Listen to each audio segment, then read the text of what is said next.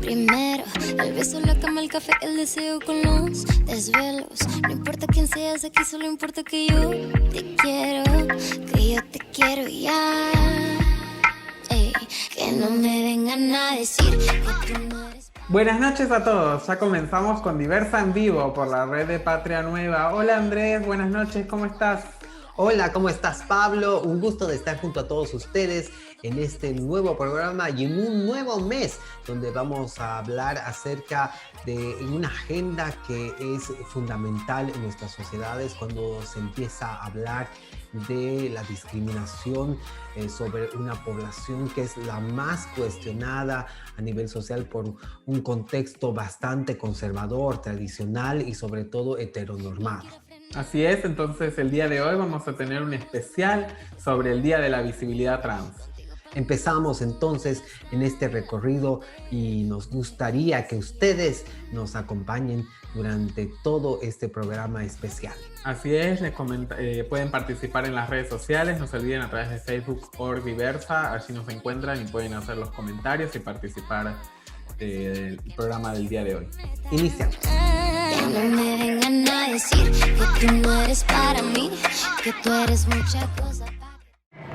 Bueno, hola, yo soy Laura Libertad Álvarez Molinedo y bueno, soy una mujer trans, transgenérica, soy nacida aquí en La Paz, he pasado por las minas también, soy ingeniera agrónoma de formación, activista por los derechos humanos, actualmente estoy trabajando en la Defensoría del Pueblo del Alto y bueno, pues estoy a su servicio.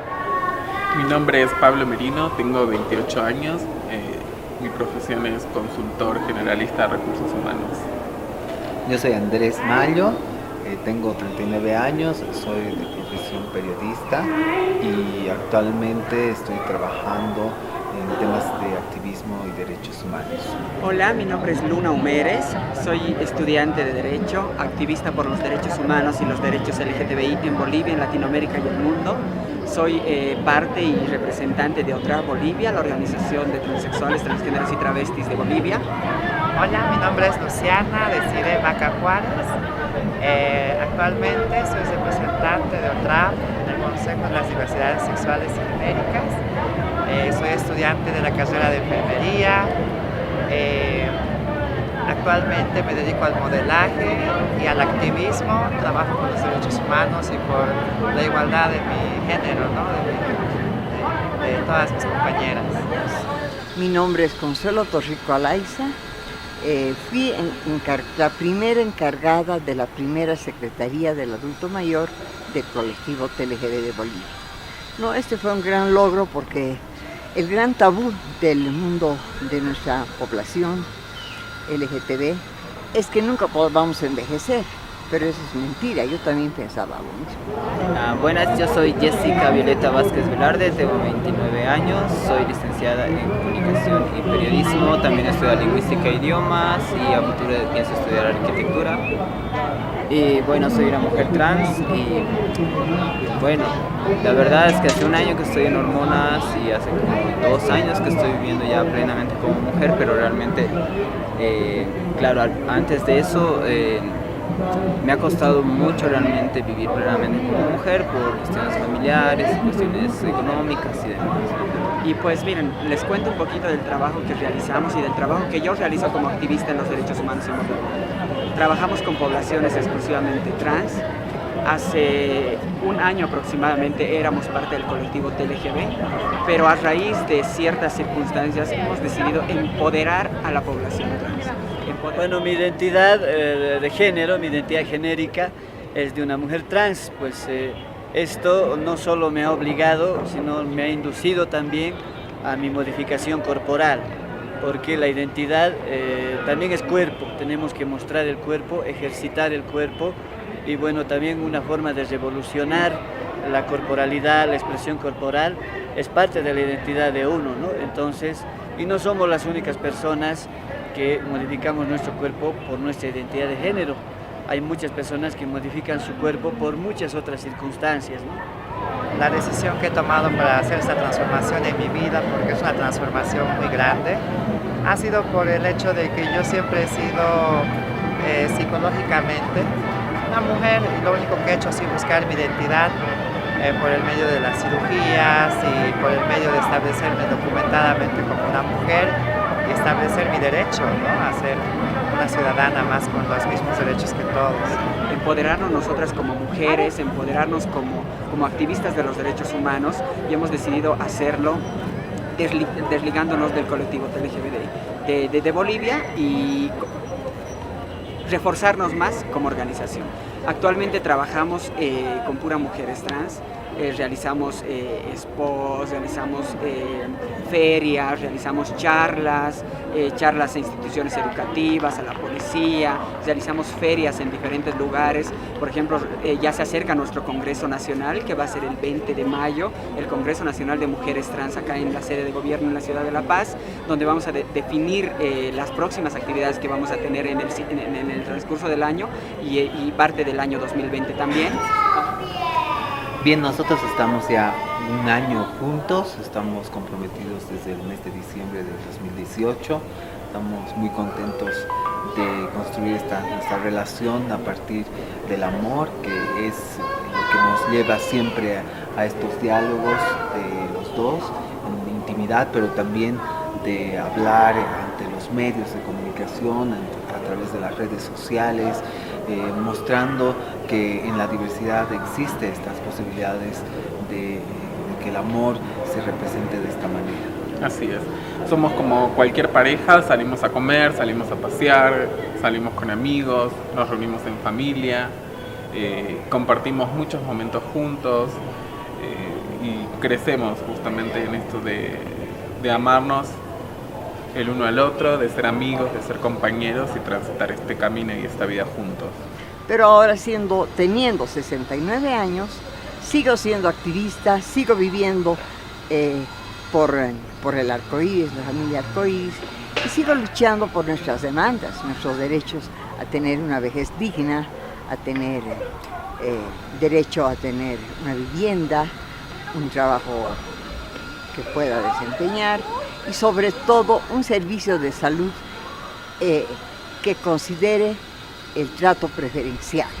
No más colas, no más médicos que no sean especialistas, no más eso. Sino queremos una atención digna para un adulto mayor, que presente su carnet y que se lo atienda. Y que no lo atienda en el médico general, ¿no? Que diga tiene tal cosa y 10 paracetamoles. No, queremos buenas medicinas y queremos médicos especialistas, como por ejemplo neurólogos, psicólogos, geriatras, gente que realmente va a ayudar a la población del adulto mayor LGTBI.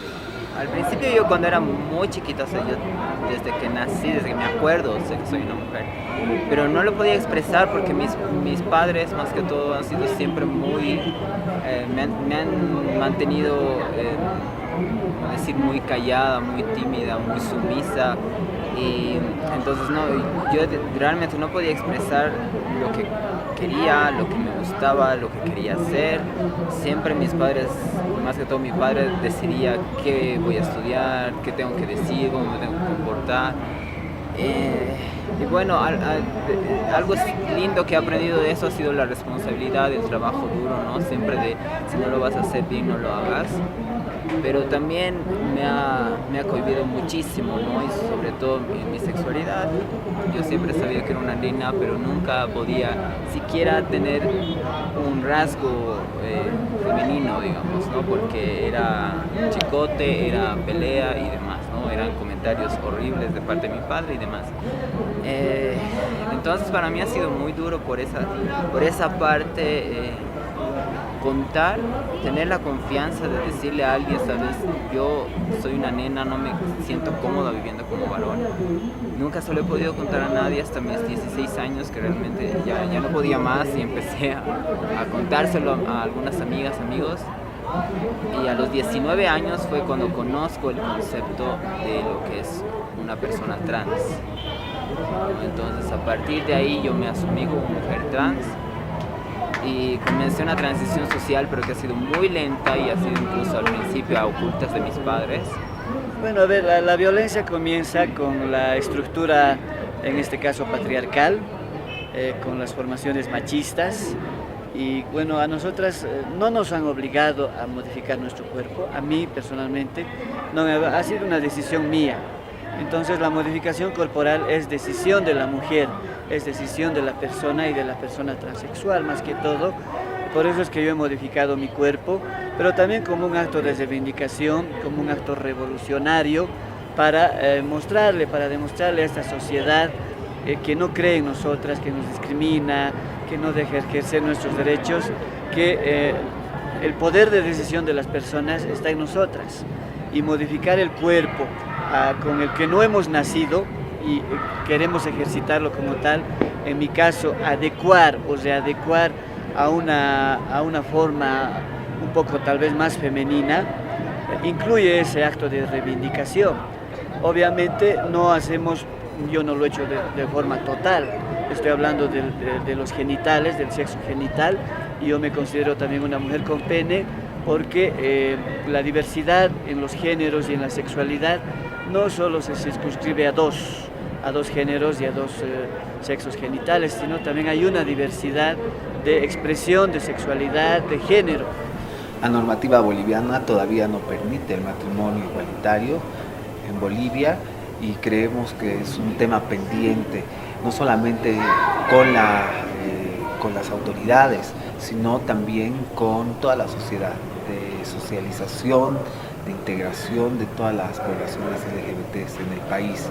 Bolivia todavía no tiene esta normativa y hay una censura en derechos a las parejas LGBTs. No tienen acceso a la herencia, no tienen acceso a un servicio de salud, etc. Todavía hay un trabajo pendiente y que nosotros como pareja estamos trabajando. Bueno, entonces, como les decía, en mis 14 años, yo ya sabía que era lesbiana, ¿no? Pero para mí era una crisis porque en la familia siempre te dicen, ¿qué dirá la gente?, ¿no? En esas épocas era un delito tener otra opción sexual. Entonces, bueno, me salí de mi casa, empecé a vivir sola y a los 14 años conocí a mis amigas que formamos un grupo, ¿no? Las satánicas. Peor, imagínate, las satánicas que son hippies y que son lesbianas. Pero más bien que nosotros no hacíamos caso a eso y en aquella época yo era una persona que, si bien era lesbiana y me gustaba el mundo de ambiente, viajamos con mi pareja, nos fuimos a California, nos fuimos a Ámsterdam, a lugares donde había nuestros pares que eran visibles y además que era totalmente legal ser como uno es, ¿no? Y eso fue una maravilla porque eso nos abrió las puertas de interiores además, ¿no? De que nada es malo, de que estamos en nuestro derecho de poder amar y de vivir una vida como cualquiera, ¿no? El tema de mi familia ha sido algo diferente a otras compañeras porque yo, al saber mi identidad, he decidido dejar mi casa, trabajar por mi cuenta, tener la economía que pueda sustentar las cirugías que me he hecho actualmente y por las cuales soy feliz hoy en día. Y no me han apoyado económicamente, pero moralmente siempre me han brindado una ayuda de que cuide mi salud, que tenga una vida correcta y que me comporte como una buena ciudadana, ¿no? En todo nuestro municipio. Ahora, con el tema de la sociedad, yo creo que erradicamos la discriminación con la educación. Entonces siempre he sido una persona educada, he dado el ejemplo y esa imagen de que una mujer trans también puede reinsertarse a la sociedad y ser como cualquier ciudadano sin incomodar por mi género o por lo diferente que yo soy. Pero ahora es mi madre la que me apoya plenamente como su hija y como mujer. Bueno, mi padre hasta el día de hoy no lo comprende, no lo acepta, no lo quiere aceptar y nunca pierde la oportunidad de decir comentarios lastimeros hacia mí, hacia mi madre. Pero yo ya por fin puedo vivir mi vida plenamente, porque ya cuando una tiene la aceptación de los padres, ya no le importa a nadie más, ¿no? O sea, y para mí ha sido, como les cuento, el último eslabón que he tenido que llegar. Pero cuando llega eso de que tu madre te dice, tú vas a ser mi hija, ya no importa más nada, ¿no? Y esa es la comprensión de la familia de los padres, lo que es más importante. Bien. Vamos a hablar acerca de nuestra incidencia política dentro de los partidos políticos y dentro de las instituciones y organizaciones que trabajan con las poblaciones LGTBI del país. Vamos a hablar acerca de los últimos asesinatos a compañeras trans, travesticidios, como se dice en Argentina. Acá se denomina que son transfeminicidios. Vamos a hablar acerca de los transfeminicidios que hay en nuestro país, que se sabe y que con datos estadísticos la población más afectada es la población trans. Somos nosotros las más afectadas. Somos una población muy vulnerable en el tema de trabajo, educación, en el tema de salud, en el tema de discriminación y hechos de transfobia. Recientemente han asesinado a muchas compañeras trans. La última que ha sido víctima de un hecho que ha llegado hasta un asesinato ha sido nuestra compañera Litsi, donde vamos a analizar todos esos temas en nuestro congreso y pues estamos realizando una lucha constante en visibilizar primero a la población, en empoderar a la población y en hacer que nuestras compañeras trans puedan tener acceso a un trabajo digno. Por ejemplo, en Bolivia se sabe que más del 80% de mujeres trans se dedican a la prostitución, no por un hecho de gusto, sino por un hecho de subsistencia, porque de alguna u otra forma tienen que comer, tienen que pagar un alquiler, tienen que vestirse y pues en Bolivia no hay políticas públicas o una reinserción laboral hacia nuestra población. Bueno, yo creo que la dificultad que tengo personalmente en el área laboral es primero porque yo soy artista más que mis profesiones, ¿no? Y yo hago música, hago actuación, pintura, entonces es bien difícil de trabajar del arte en este contexto, en este país. Para mí es muy difícil, es como que una vez cada 3 meses habrá un trabajo, una obra de teatro, algo que realmente me genera algo de ingreso, no es prácticamente nada. Pero eso es una manera es dificultoso en ese sentido, pero en el área del arte en general, ¿no? Creo que a todos los artistas nos toca así. Y ahora, digamos, ahora que estoy buscando un trabajo formal, sí es bastante complicado porque yo, digamos, ya mi carnet ya le cambié el nombre, pero todavía me faltan mis títulos profesionales, mis diplomas de cursos, talleres, un montón de cosas que hice, ya incluso talleres internacionales, incluso que he pasado en becas en Cuba y demás, y no los puedo cambiar. Entonces es bien difícil cuando tú presentas un nombre ya en tu carnet, un nombre cambiado Jessica, pero tu título profesional nacional y demás sigue teniendo el nombre anterior. Entonces a mí realmente me pone un poco nervioso. Digo, ¿qué voy a hacer? Voy a explicar, si voy a tener que explicar que soy mujer trans, entonces ya no me van a tomar en cuenta. A veces una se pone así un poco temerosa en ese sentido, pero no sé, espero que salga algo. En cuanto al trabajo, jamás sentí discriminación. Generalmente trabajé para empresas internacionales, empresas multinacionales en Argentina y alrededor del mundo, en donde las políticas de diversidad de género son sumamente importantes, políticas de cero discriminación y total tolerancia. Nunca sentí discriminación, más bien siempre me sentí parte de las empresas, jamás me sentí discriminado. Yo más con esto, con mi trabajo en el Consejo, ha sido el demostrar que nosotras las mujeres transexuales tenemos las mismas aptitudes y capacidades que una mujer normal o que cualquier ciudadano, cualquier hombre. Tenemos la misma inteligencia, las mismas aspiraciones, la misma visión, y eso es lo que yo quiero demostrar, de que todas somos iguales. Ahora nuestro trabajo va con esto, en buscar herramientas para fortalecer nuestra adaptación con el soberano, con todas las personas, y de que haya más, mejor dicho, de que haya menos discriminación y haya más tolerancia.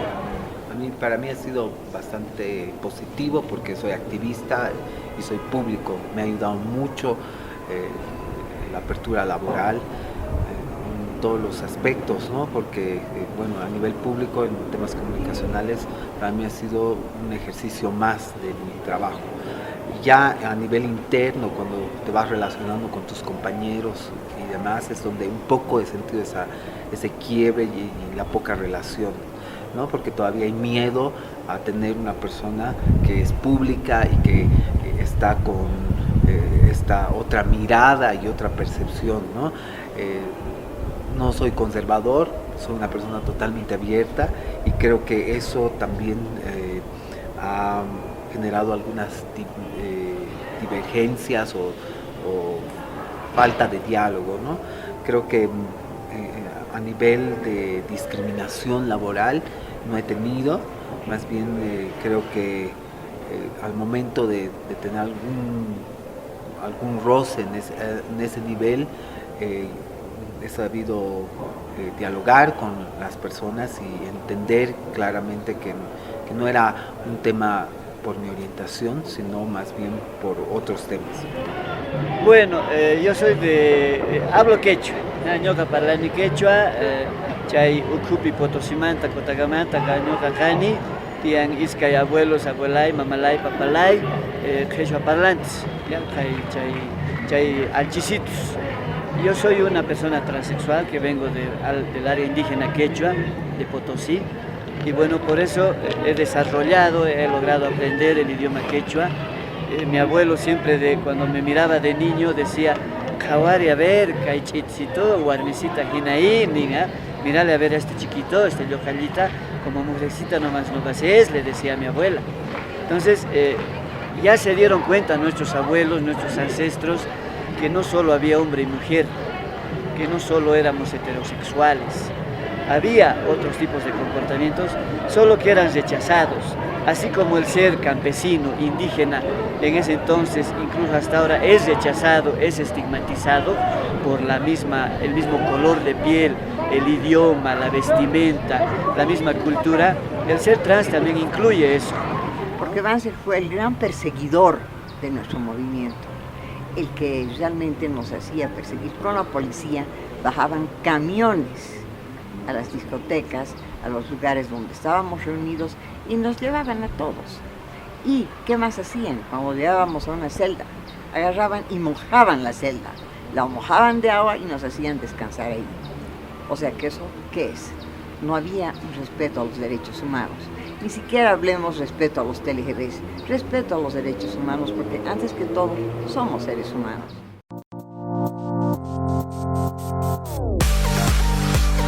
Sin pelos en la lengua. Información sin desinformación. Hola, ¿qué tal? Muy buenas noches, bienvenidas y bienvenidos a Sin Pelos en la Lengua. Soy Noelia Rendón y hoy estaremos hablando sobre lesbianas jóvenes, las más afectadas por la pandemia. Vamos a dar a conocer algunas situaciones que han estado pasando las compañeras lesbianas en esta cuarentena, pandemia, COVID-19, como quiera llamarlo. Y además daremos a conocer 8 libros LGBTI para niños y niñas que abordan la diversidad sexual.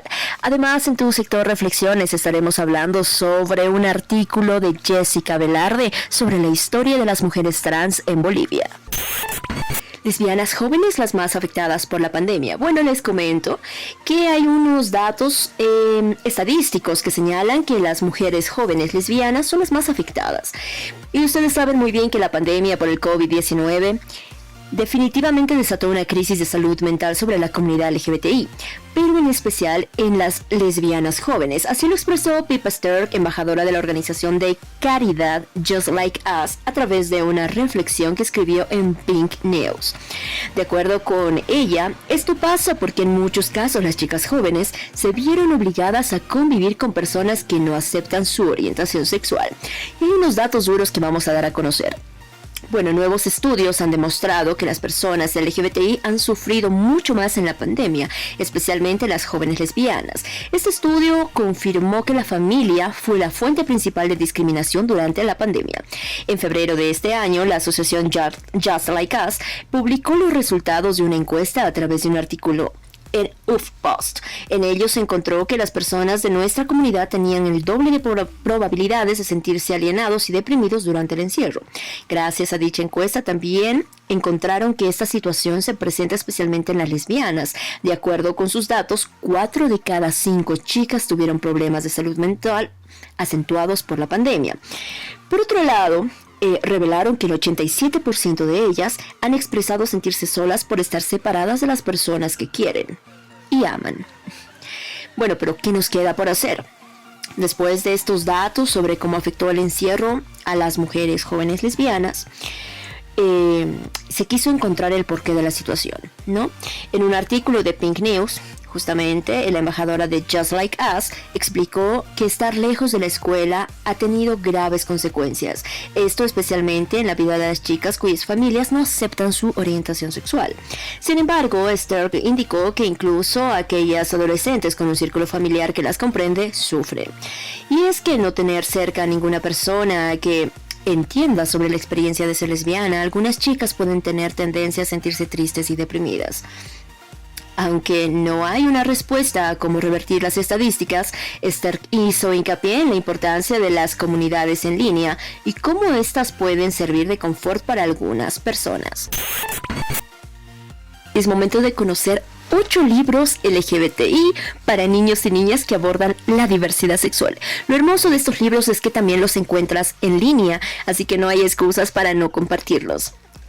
Así que te vamos a recomendar lo siguiente. Si estás buscando libros para niños y niñas que hablen de diversidad sexual, échale un ojito a esta sección de libros infantiles con historias preciosas cargadas de aceptación, diversidad y muchos rainbows.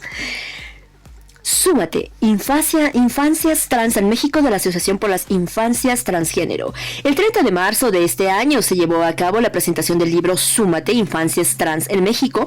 Este libro, elaborado por la ONG Asociación por las Infancias Transgénero, es una recopilación de referencias bibliográficas que abordan la vivencia, experiencias y los procesos de las infancias y adolescencias trans en México. Es una historia increíble, es un libro realmente que uno sí lo tiene que tener en su biblioteca. El otro libro es Rey y Rey, de Linda de Haan y Esther Nichtland. Una reina desesperada por la soltería de su hijo convoca a todas las doncellas del reino para escoger a la primera reina. El príncipe no se decide por ninguna, pero cuando llega la última candidata, que viene acompañada de su hermano, el príncipe queda flechado, pero por el hermano de la doncella. Así que este libro también lo encuentran en PDF. Vamos con el tercero. La princesa Lee, de Luis Amavisca y Elena Rendeiro. La princesa Lee vivía con su padre, el rey Wantan, en un hermoso palacio. Ella amaba a Beatriz, una chica de una tierra lejana. Las dos eran muy felices hasta que el rey mandó a llamar a la princesa. Había llegado el día de casarse con un joven de la corte. Es increíble, de verdad que las recomiendo.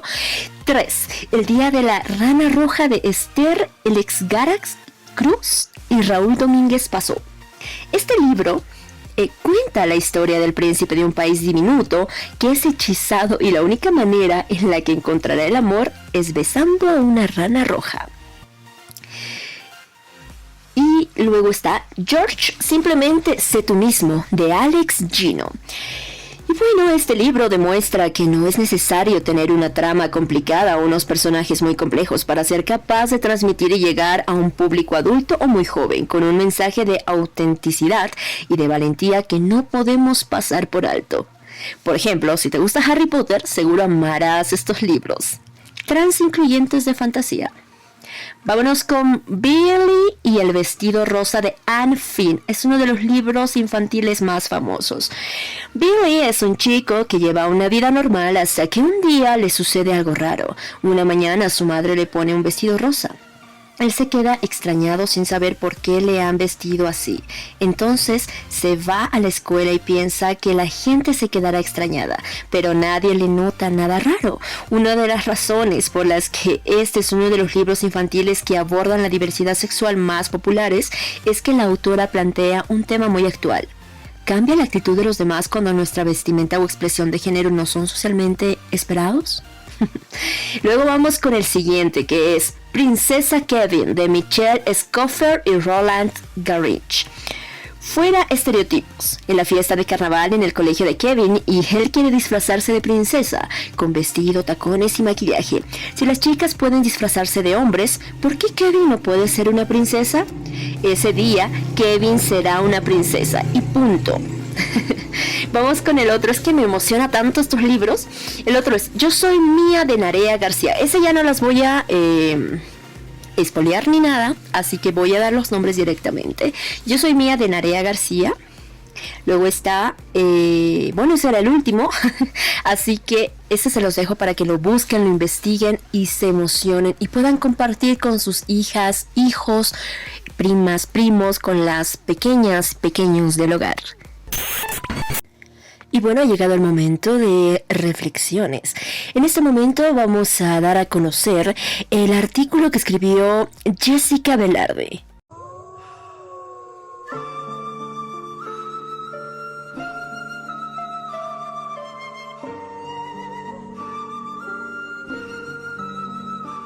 El Día de la Visibilidad Trans es una fecha de vital importancia, ya que por siglos hemos sido olvidadas, nos han negado en la historia, nuestros logros han sido minimizados y ahora podemos demostrar de lo que somos capaces, que podemos inspirar a otras personas y demostrarles que los sueños son posibles, podemos vivir nuestras vidas en libertad y este año queremos recordar cómo se ha dado la visibilidad en Bolivia, un país altamente machista y LGBT-fóbico, un país que a pesar de los logros continúa tropezando con la desinformación y los prejuicios.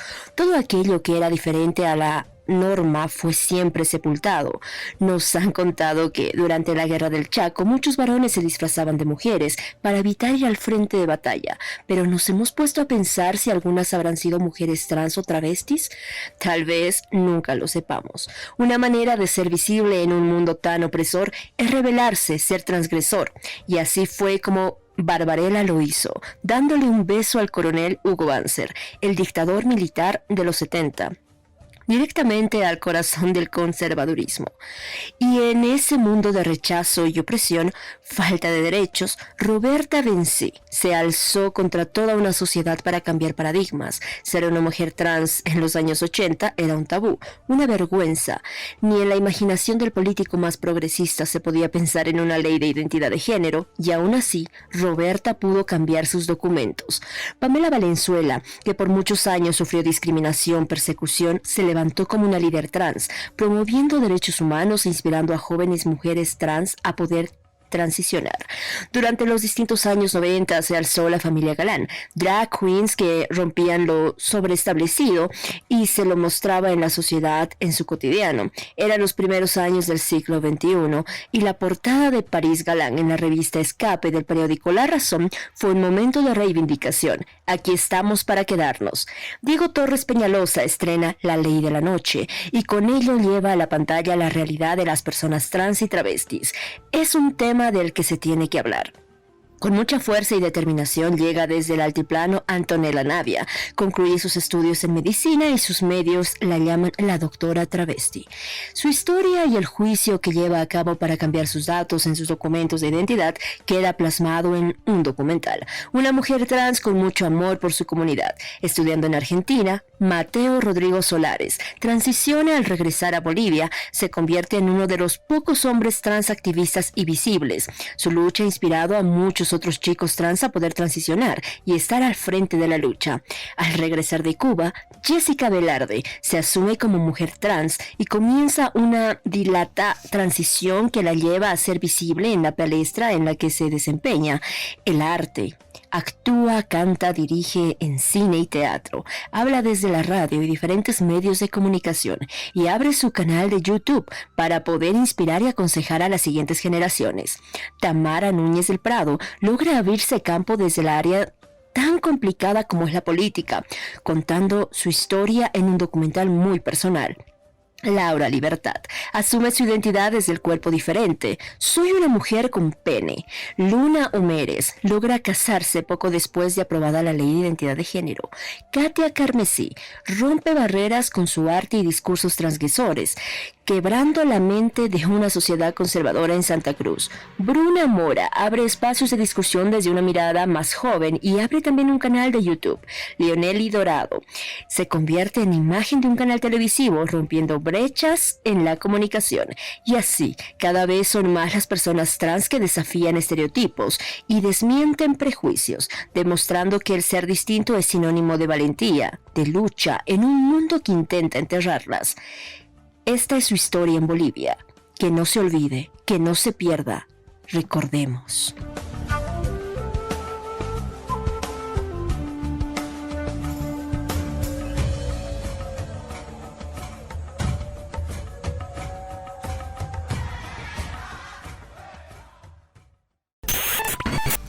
Bueno, muchas gracias por haber estado con Sin Pelos en la Lengua. Soy Noelia Rendón. Me despido y será hasta un próximo encuentro.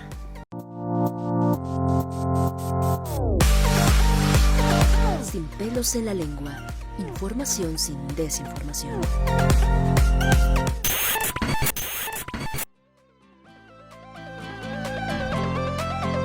El ranking de la música LGTB. Hola, hola, muy buenas noches. Soy Nadia Gómez y quiero darte la bienvenida a esto que es tu ranking de la música LGTB de Bolivia. Pero antes, déjame brindarte el mensaje que tenemos cada semana. El mundo entero sigue el amor. Los poetas se pasan la vida escribiendo sobre eso. Todos piensan que es algo maravilloso, pero cuando mencionas a dos hombres enamorados o dos mujeres enamoradas, se olvidan de todo y se vuelven locos. Ahora sí, comenzamos con el puesto número 5, que se encuentran Jessie y Joy con su canción Love. ¿Para qué querer vernos iguales si el paisaje? Como también M y su canción Ser el Grito se mantiene en el puesto número 4. Nos hicieron morder, levantarnos para honrarnos. En el puesto número 3 tenemos a Nika Lorach con su canción Les Dos. Hoy en palabras lo entiendo, pero en sentimientos lo siento. Siento que te vi en mí, que me vi en ti, que saltamos. Como también comentarles que Nina Uma y Elvira Espejo con su canción Ajayus bajan al puesto número 2. Miles de años no nos van a eliminar. ¿Quién y cómo diciendo, Eisi Sarita, dejando tu pueblo, así estás caminando? Y tenemos novedades para nuestra sugerencia de esta semana. Es de Dana Paola y su canción Te Quiero y Ya.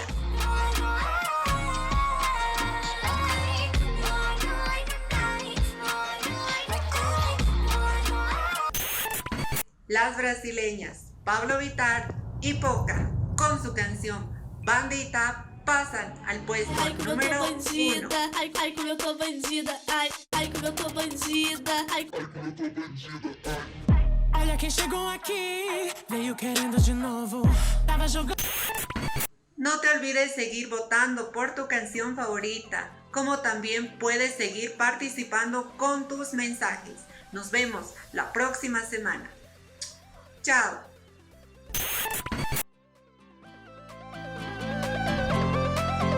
El ranking de la música LGTB.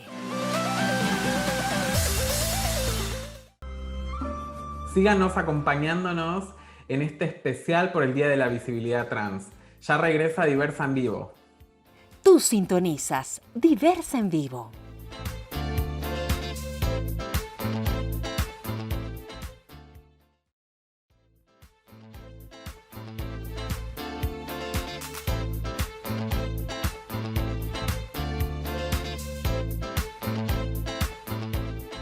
Volvemos con Diversa en Vivo. Bueno, volvemos con Diversa en Vivo. Estamos en este especial del Día de la Visibilidad Trans. Tenemos mucho más para contarles.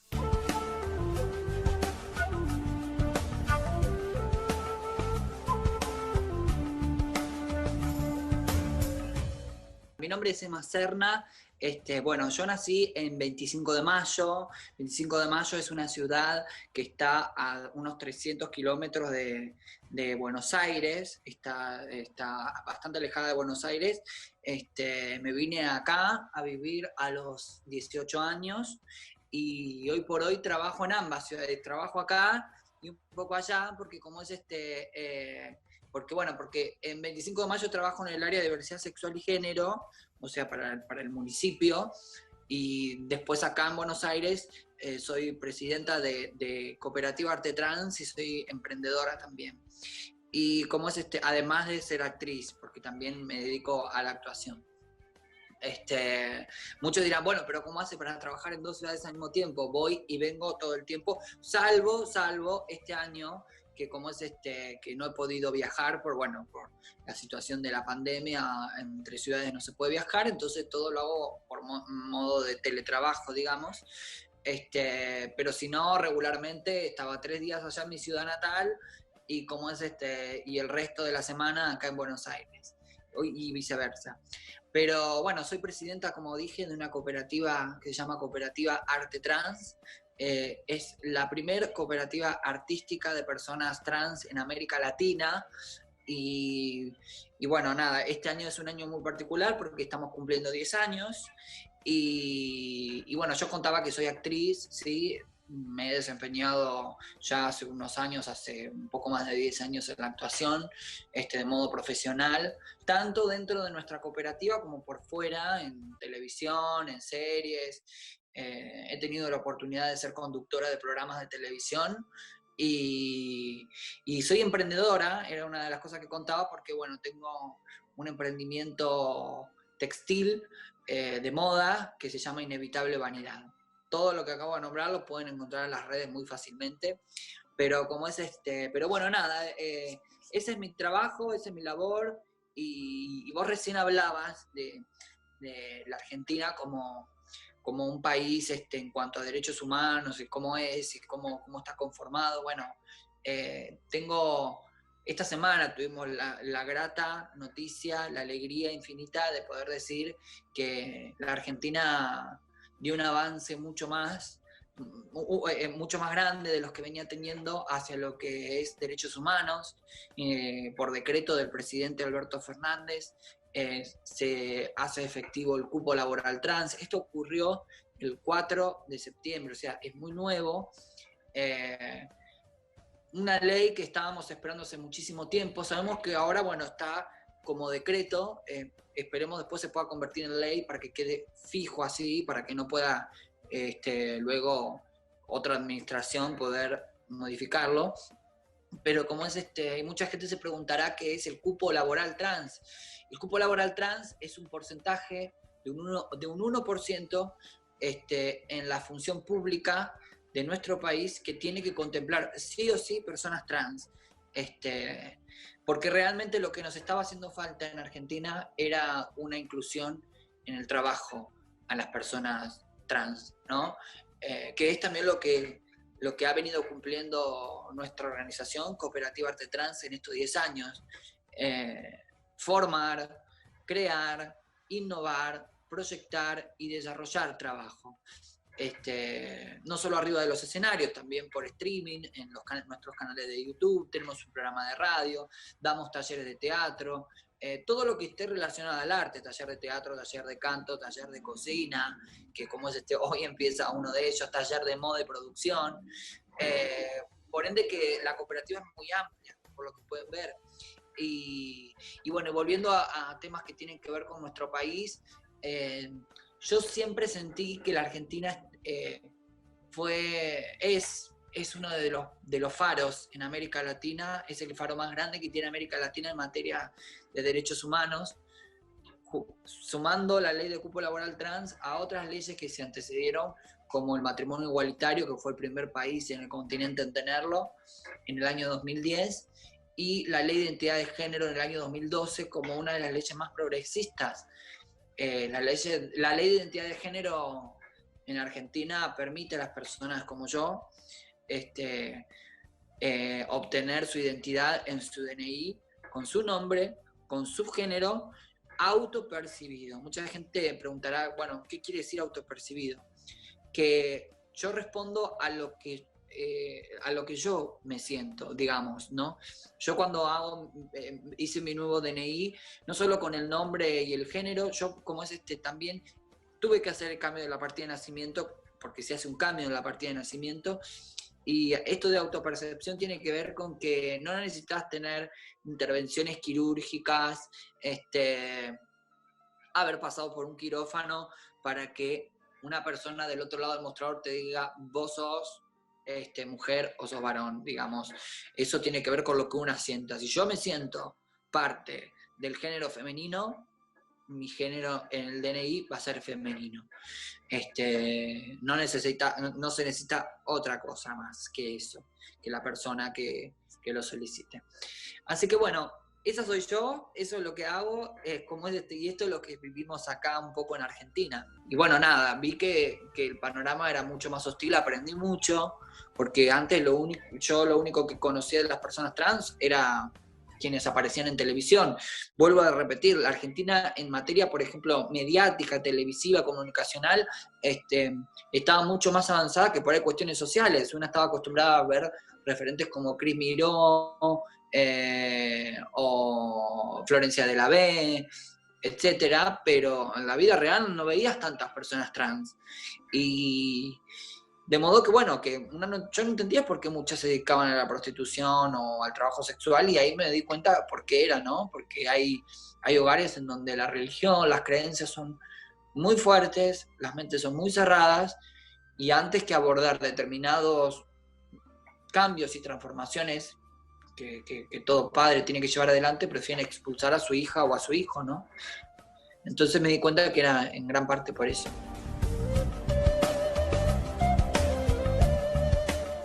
Bueno, mi mensaje es ese, que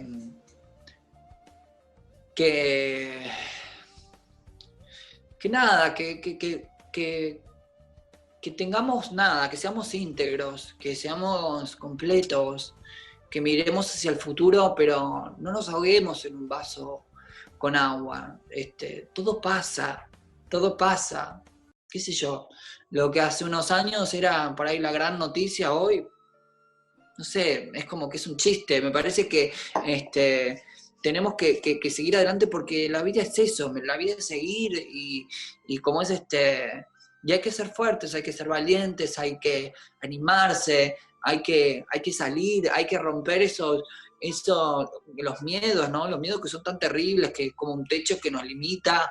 Bueno, hay una frase muy importante que dice: el éxito está justo parado detrás donde está el miedo, y es así. Una vez que se pueda vencer el miedo, también es llegar con más facilidad al éxito. Que pensemos en comunidad, somos una comunidad, tenemos que estar un poco más unidos y unidas, aunque pensemos diferente, aunque tengamos visiones distintas, edades distintas, momentos distintos. Me parece que hay que empezar a encontrar lo que nos une y no lo que nos divide, porque últimamente se fomentó tanto lo que nos divide, y me parece que lo importante es lo que nos une, la causa que nos una. Ser creativos, busquen ser diferentes, no busquen ser iguales, por Dios. La maravilla de la humanidad es que no hay un día igual al otro, ni hay un ser humano que sea exactamente igual al otro, ni como una planta es igual a la otra. Somos únicos, tenemos vida, tenemos todo, estamos acá en este universo. Yo creo mucho en el universo, en el cosmos, en esa conciencia cósmica que nos da la fortaleza para estar acá, y en la espiritualidad, y en que todo es una unidad, ¿no? Pienso que alma, cuerpo, mente es todo uno, y que no está todo por separado, ¿no? Y que, bueno, ser consciente de esto, ¿no? De esa unidad, y en todos los aspectos. Creo en eso muy fuertemente.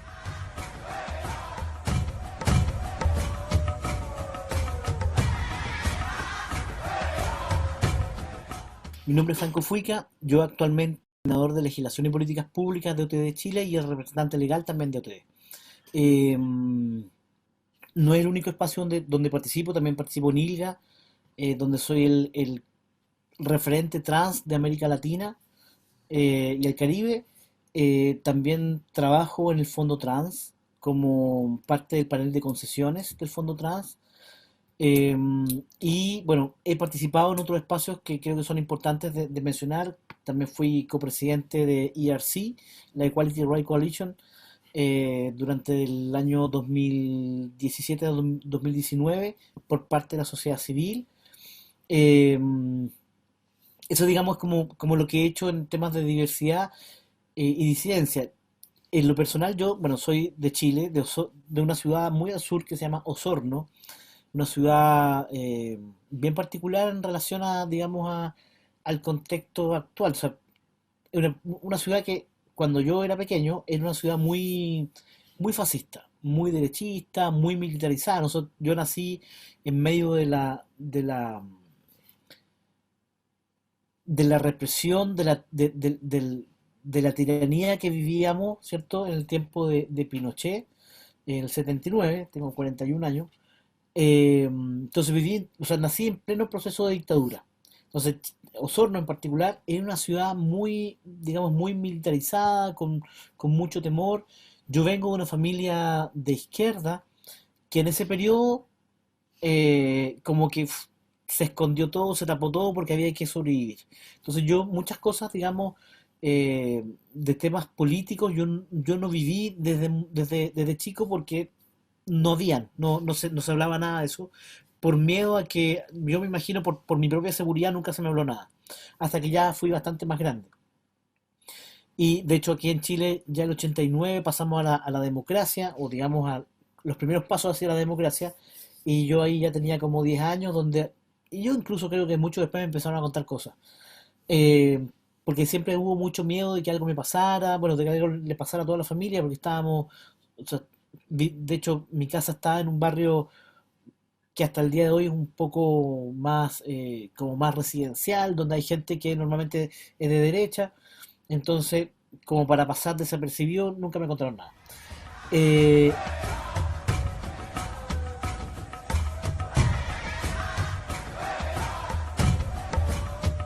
¿Qué más? Yo te puedo contar igual que desde siempre yo me sentí una persona como distinta en relación como a mi identidad. En ese tiempo no tenía cómo explicarlo, pero hoy en día lo explico así. Siempre me sentí niño, siempre me pensé que era niño hasta que mi mamá me dijo que no era así, que era niñita. Y eso significó también empezar como a encaminarme hacia esa vida, a esa feminidad obligada, la cual viví, yo creo, de manera como, o sea, intentando fuertemente vivirla como mujer hasta como los, no sé, 15 años, donde, inclusive quizá un poquito antes, donde me manifiesto también como lesbiana en ese tiempo, así como que me gustaban las mujeres, y eso fue lo primero que mi mamá supo, como a esa edad, como a los 15 años, y la verdad es que en ese tiempo mi mamá como que le dio, o sea, no fue fácil para ella, me mandó al psiquiatra, al psicólogo, y me mandó a la iglesia católica. Y estuve un tiempo ahí, muy metido en la iglesia, en un espacio, en una línea de la iglesia que se llama la renovación carismática en el Espíritu Santo, que es una parte como bien pentecostal de la iglesia católica.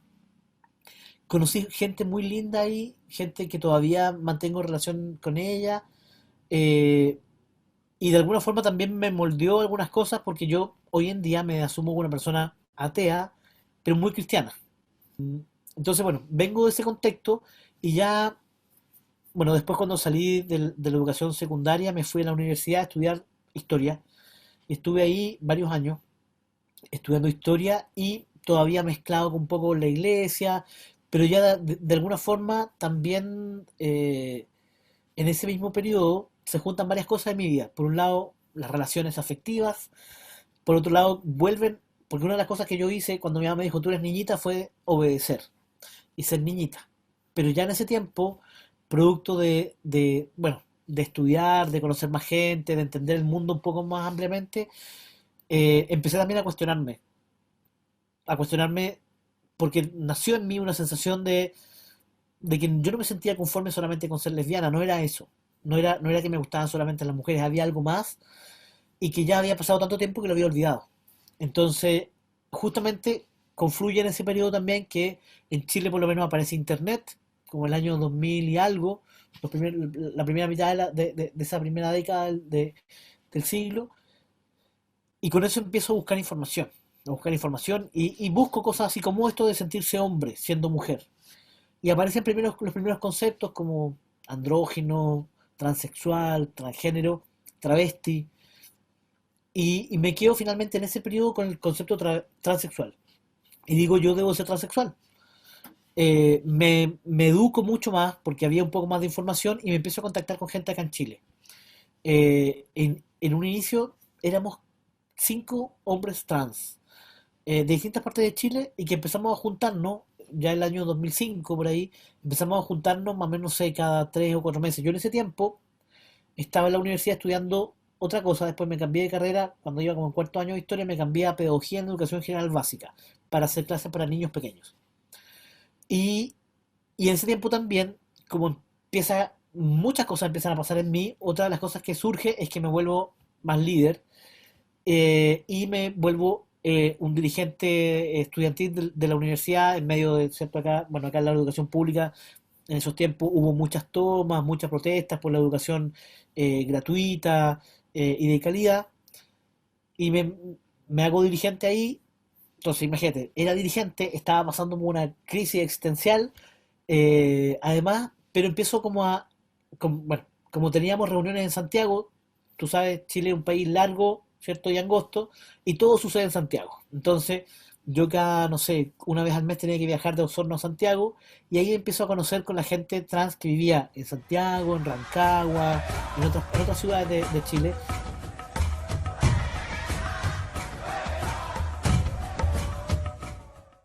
Volviendo un poco al contexto de mi ciudad igual está en un sector, o sea, en una zona que es una zona donde el pueblo mapuche vivía ancestralmente. Entonces, pero en ese tiempo la dictadura en esos sectores fue tan dura que, bueno, nadie se asumía como mapuche, nadie, o sea, de hecho, yo creo que yo igual me di cuenta que había gente mapuche como a los 12 años, teniendo compañeras que eran mapuche, pero era un tema que no se hablaba, un tema que la gente sentía mucha vergüenza. Afortunadamente hoy, después de tantos años que han pasado, Osorno y otras ciudades de los alrededores, hoy en día se han levantado fuertemente el movimiento mapuche, de lo cual me hace sentir muy orgulloso de la ciudad, cómo se ha ido levantando y cómo ha ido volviendo a, digamos, a sentir esa fuerza. Pero la verdad es que mucha gente fue asesinada, no solamente en el periodo de la dictadura, sino mucho antes, cuando llegaron los alemanes, que también es una zona colonizada por los alemanes, es una zona bastante particular, esa zona de allá de Osorno, Puerto Montt, la zona sur de Chile. Eh,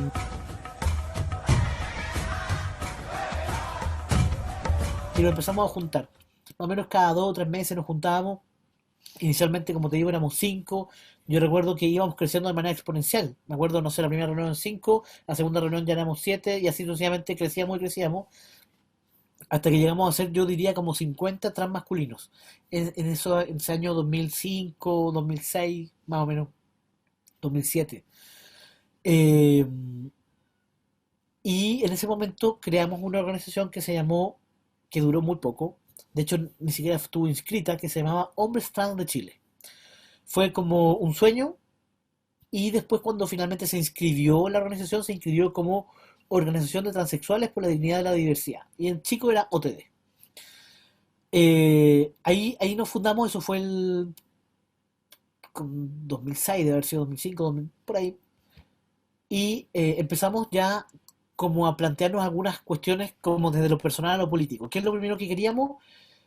Y yo creo que le sucede quizás a la gran mayoría de transmasculinos, es que queríamos sacarnos las mamas. Ese era nuestro primer objetivo. Todos nos pasaba lo mismo. Después cambiarnos el nombre. Después conseguir trabajo. Y ahí se fue de alguna forma armando la agenda política que íbamos a seguir.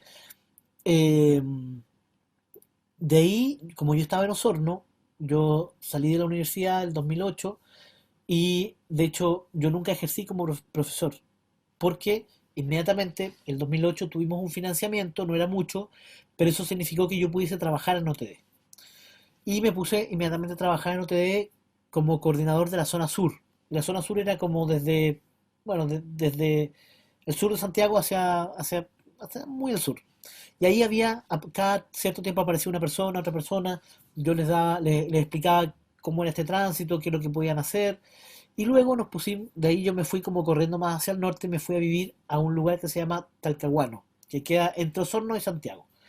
En ese sector logramos, producto de algunos contactos que hicimos, logramos establecer el primer hospital que atendía a personas trans masculinas en ese tiempo, donde les hacía la cirugía, les daban las hormonas, una atención integral. De hecho, es el primer que nosotros le llamamos acá politrans que hay en Chile, que tiene un protocolo de atención. Eso fue el año 2011, creo, ya no me acuerdo bien, pero creo que fue el 2011.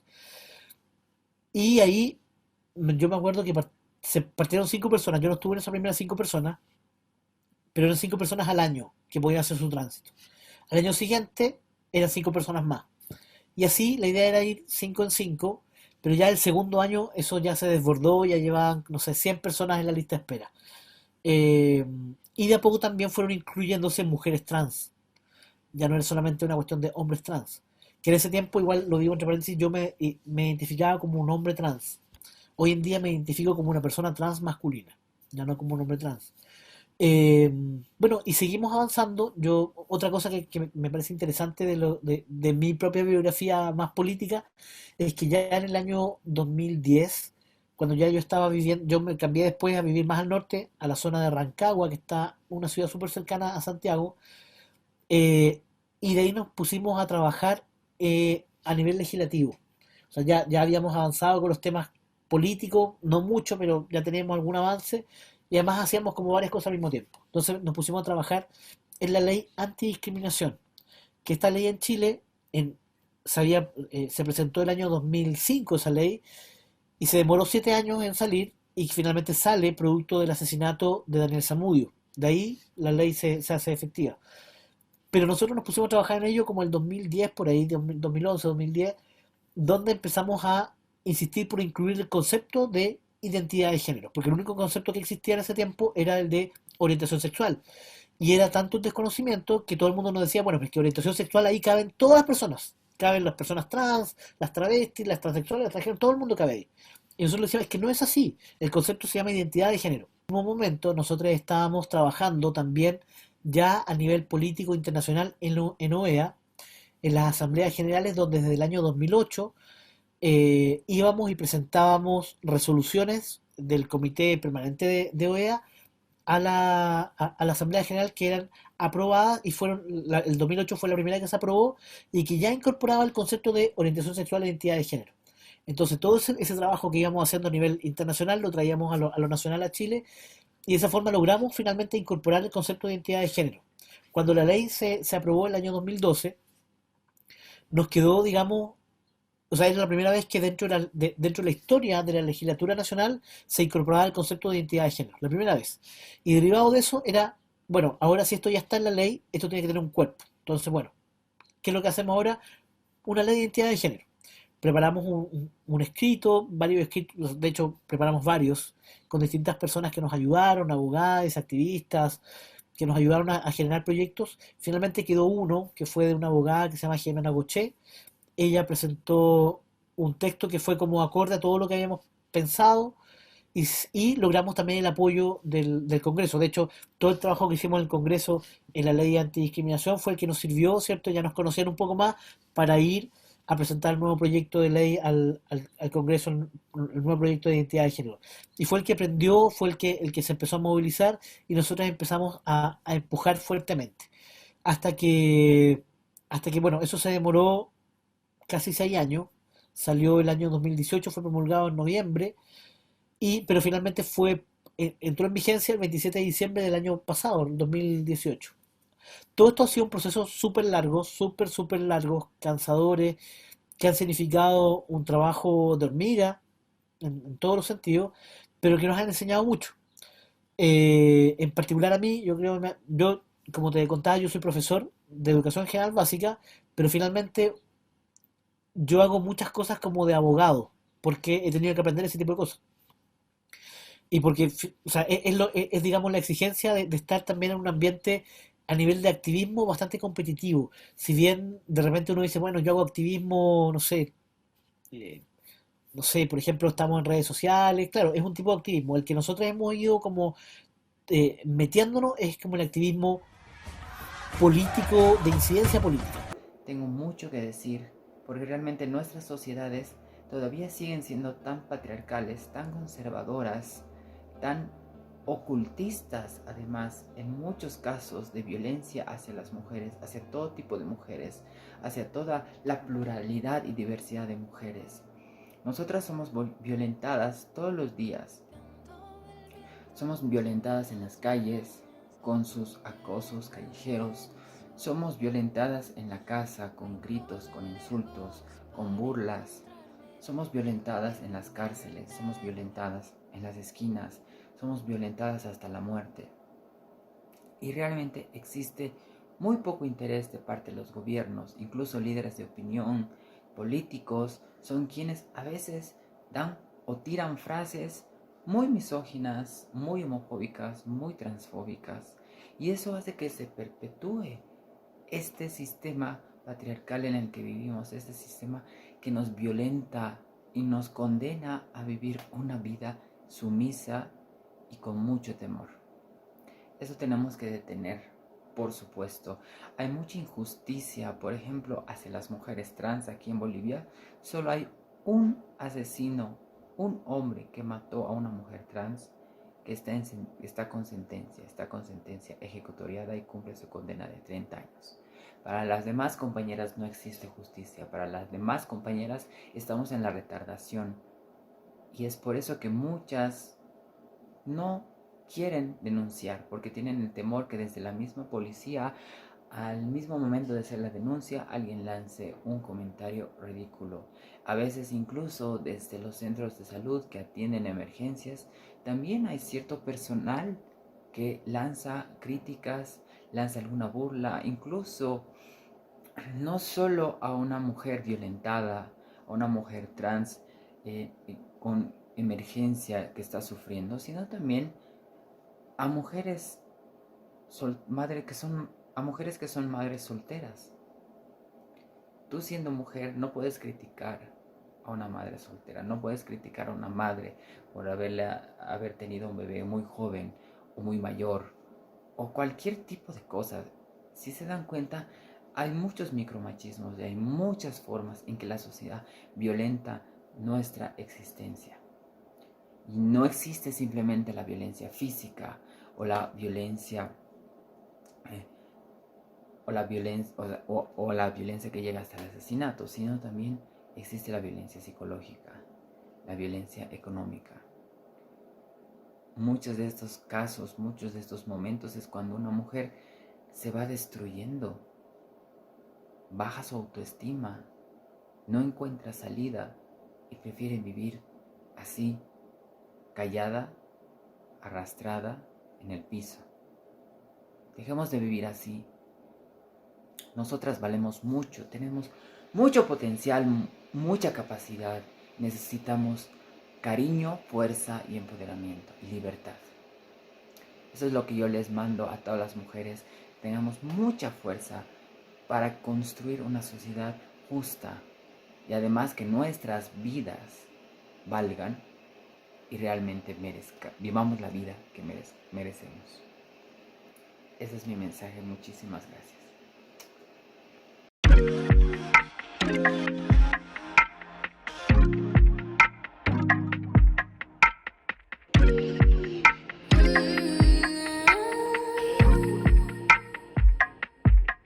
¿Quién dice que va primero?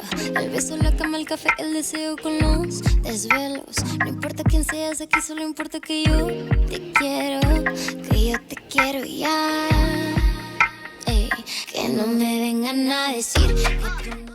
Es momento de despedirnos, Pablo. Muchas gracias a toda la gente, a todos los aportes de los diferentes activistas, de las diferentes activistas que a nivel latinoamericano están aportando y dialogando a través de este proceso fundamental que estamos construyendo en esta disidencia que transforma desde los cuerpos, que es simbólico, que también tiene palabra, pero también discurso y acciones concretas.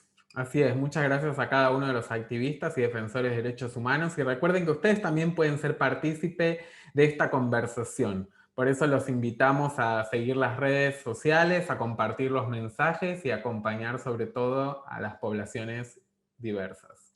Nos vemos la próxima semana. Un saludo a todos ustedes y sigan revisando nuestras redes que aparecen en pantalla. Chao. Diversa en vivo con Pablo Merino y Andrés Malo. Amor y que nadie se meta. Que no me vengan a decir que tú no eres para mí, que tú eres mucha cosa para que todo esto acabe ahí.